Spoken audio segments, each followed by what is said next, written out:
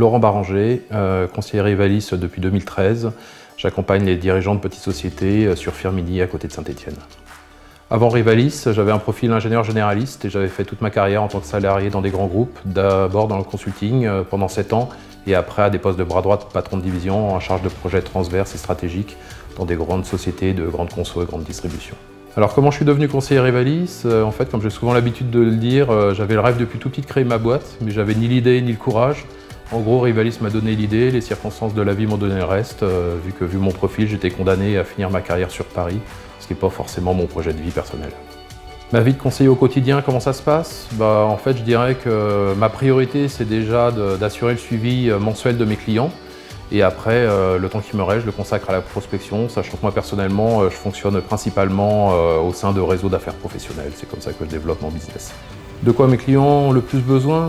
J'aurais tendance à dire, ça dépend, chaque cas est particulier, mais principalement, ça tourne beaucoup autour de la sérénité et de la trésorerie.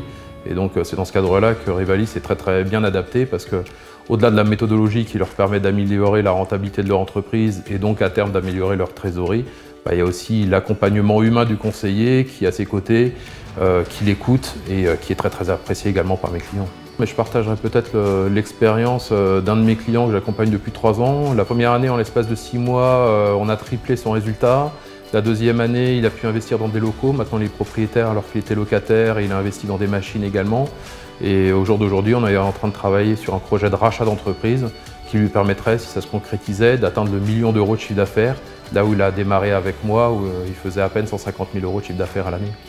Aujourd'hui, j'ai le sentiment d'avoir appris plus en 3-4 ans de chef d'entreprise qu'en 20 ans d'expérience passée en tant que salarié dans mes grands groupes, même si sur le papier, j'avais un CV intéressant.